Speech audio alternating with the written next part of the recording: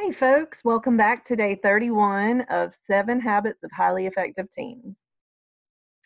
Over the last few days, we've been talking about the different mindsets that we can develop throughout our life and the different moments that these mindsets can be used, so to speak. So we've talked about the win-lose mindset. We have talked about the lose-win mindset. And today we are going to talk about the lose-lose mindset, the downward spiral. So lose-lose says, if I'm going down, then you're going down with me, sucker. After all, misery loves company. War is a great example of lose-lose. Think about it. Whoever kills the most people wins the war. That doesn't sound like anyone ends up winning at all. Revenge is also lose-lose. By getting revenge, you may think you're winning, but you're really only hurting yourself. Lose-lose is usually what happens when two win-lose people get together. If you want to win at all costs and the other person wants to win at all costs, you're both going to end up losing. Lose-lose can also occur when someone becomes obsessed with another person in a negative way. This is especially likely to happen with those closest to us, like with Olivia, a high school junior. My friend Maggie and I have been best friends since 7th grade. The second we met, it was like, boom, this is my new BFF. Right away, she was so funny and great and opinionated. Deep down, I also felt smart and funny, but on the surface, I came off as shy and a little self-conscious. Maggie could see the strength in me beneath the shy appearance, though, and that's why I felt so good around her. The thing is, the older we got, like when we started freshman year, it started to weigh on me that I was still quiet and self-conscious, while Maggie was still bright and well-liked. I started to feel like her sidekick and really resented her. I got jealous because she got a lot of attention for being the smartest in class and because guys were into her and girls thought she was really cool. I tried to act like she did and wanted everyone to treat me the way they treated her. I didn't know how to be myself. I'd get snappy with her whenever she told me about something good going on in her life. Finally, one day, I blew up at her over some little thing, but it turned into a huge fight, and she was like, "Why are you friends with me if you hate me?" I told her I didn't hate her, I was just jealous. And I felt like my own charm, my own wit, and my own opinions were worthless compared to hers. And I felt bad about myself in comparison. As I heard myself saying all of this, I knew how stupid it was, and also how unfair it was to Maggie. It wasn't her fault. She was just being herself. It was a rough patch in our friendship for a while, but she was able to forgive my jealousy, and I feel like I've totally gotten over the competition. I realized I didn't have to drag her down with me to make myself feel better. I'm just glad to be around such a cool person. And I didn't have to go along with whatever she did to be liked. I could accomplish that by just being myself. Luckily, Olivia and Maggie's friendship turned from a lose-lose back into a win-win. But it's not just friendship that can be at risk. If you're not careful, boyfriend-girlfriend relationships can sour into lose-lose too. You've seen it. Two good people begin dating and things go well at first. It's win-win. But gradually they become emotionally glued and codependent. They begin to get possessive and jealous. They constantly need to be together, to touch, to feel secure, as if they own the other person. Eventually, this dependency brings out the worst in both of them. They begin to fight and get back at each other, resulting in a downward spiral of lose-lose. It's not fun for anyone. So, in a situation like this, sometimes all you need to do is be honest with yourself. And in order to be honest with yourself, that might mean saying it out loud to the other person. That might mean writing it down in a journal. That might mean taking a good, long, hard look in the mirror and just being honest. Once you realize what it is that is causing these negative thoughts to go through your mind for you to feel like you always have to be what someone else is or the best, then man, your life can change. Just be honest. Journal about it. Talk to the person. Be real. Be as their friendship ended up being in the end real. Be real with yourself, with others, with whoever. Okay? So that's lose lose. Now we're going to discuss win win, which is where you really, really, really want to be. The all you can eat buffet. Win win is a belief that everyone can win. It's both nice and tough all at once. I won't step on you, but I won't be your doormat either. You care about other people and you want them to succeed, but you also care about yourself and you want to succeed as well. Win win is abundant. It is the belief that there's plenty of success to go around. It's not either you or me, it's both of us. It's not a matter of who gets the biggest piece of pie. There's more than enough food for everyone. It's an all you can eat buffet. My friend Dawn shared how she discovered the power of thinking win win in 10th grade. In high school, I played on the girls' basketball team. I was pretty good for my age and tall enough to be a starter on the varsity team, even though I was just a sophomore.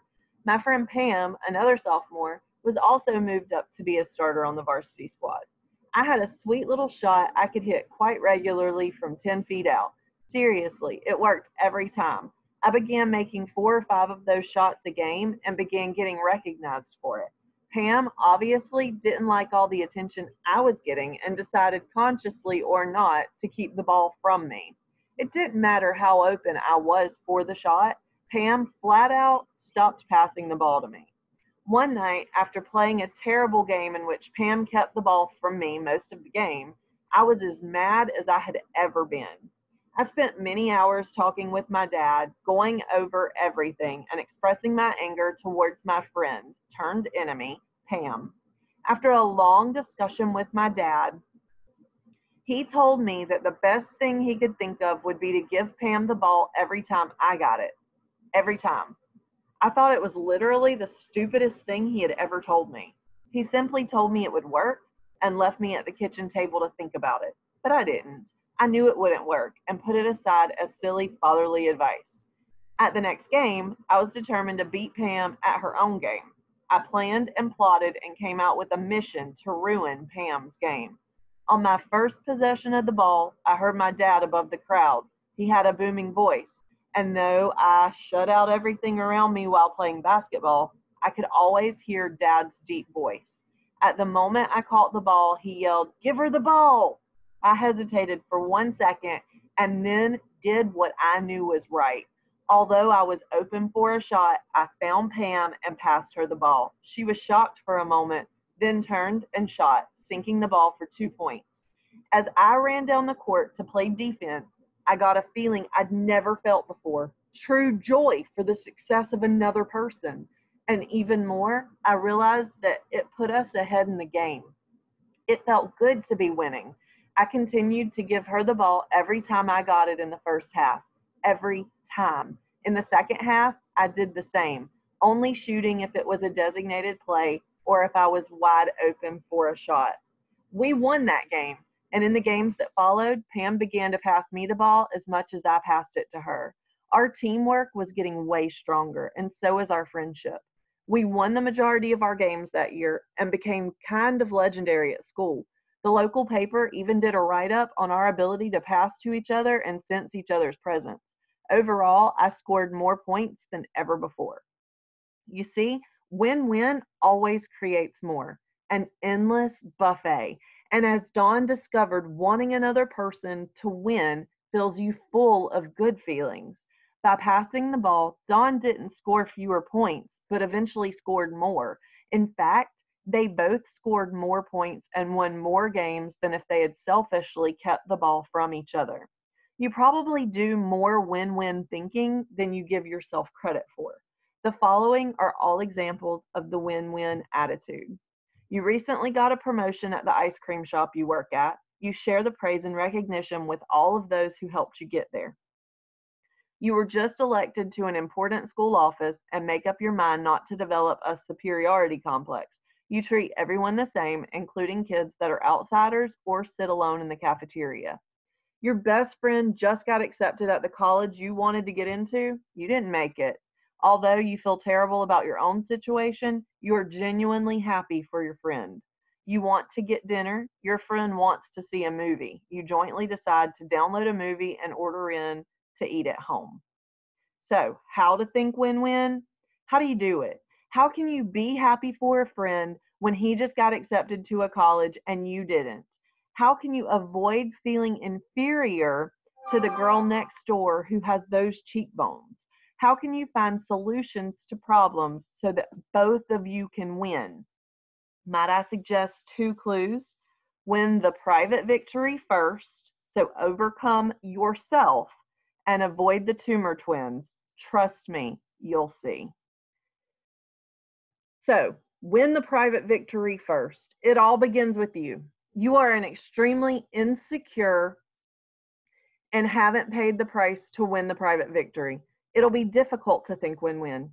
You'll still be threatened by other people. It'll be hard to be happy for their successes or to share recognition or praise. Insecure people get jealous very easily. This chat between Austin and his girlfriend is typical of an insecure person.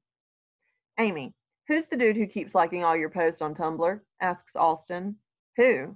You mean John? He's an old friend I went to camp with, says Amy. Why do you respond to all of his comments? Because he's my friend. I've known him for a long time. We went to elementary school together. Then why is he all over you like that? Rants Austin. Austin, it's not a big thing. He likes like 2 pictures. Well, he should leave you alone. Austin, you already know you're the one I want to be with. My guy friends are just that, friends. Can you see how impossible it would be for Austin to be comfortable with this situation when he's this insecure and emotionally dependent upon his girlfriend? Austin needs to start with himself.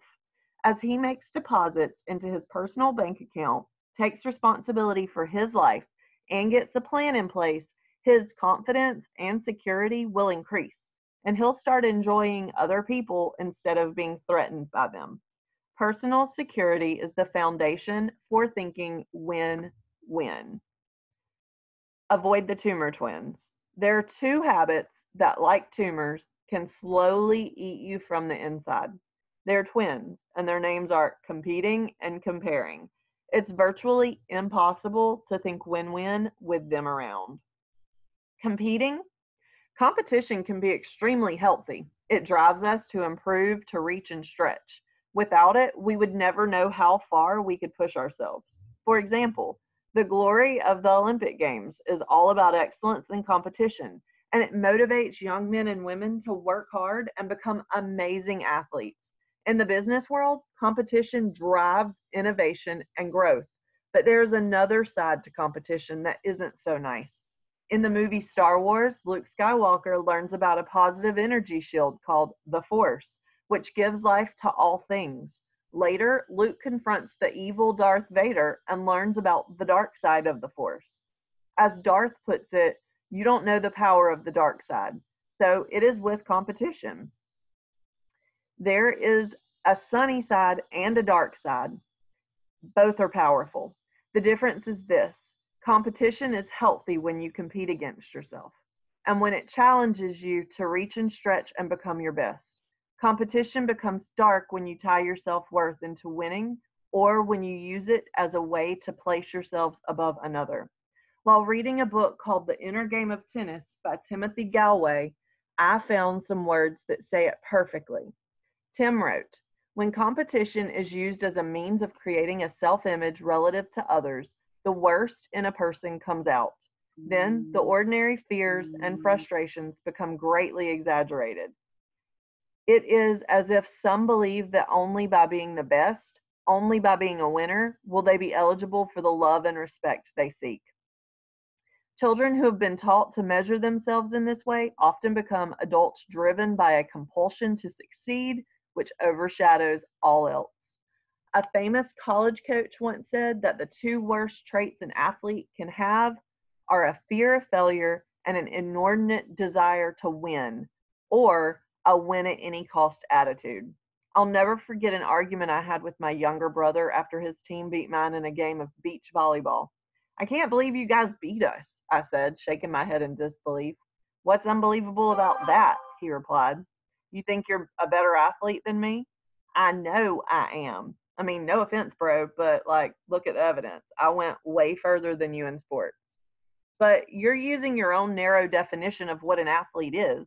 Frankly, I'm a better athlete because I can jump higher and run faster. Fool, you're not faster than me. And what does jumping have to do with anything? I can kick your butt in every sport. Oh, yeah? You want to go there? Yeah, actually, I do. When we calmed down, we both felt like immature man children. We'd been seduced by the dark side, and the dark side never leaves you with a good aftertaste. Let's use competition as a benchmark to measure ourselves against, but let's stop competing over boyfriends, girlfriends, status, friends, popularity, attention, and just start enjoying life. Okay, so we're going to stop right there for today. Your homework assignment. I want you to think about a time that you used competition and you failed because you had a win at all costs mentality and it did not work out for you. Think about that time, and then I want you to write a paragraph describing what exactly happened and how could you use that particular situation to not make the same mistake in the future. Okay? I hope you guys enjoyed this lesson. Hope you have a wonderful day, and I'll see you tomorrow. Toodle-doo.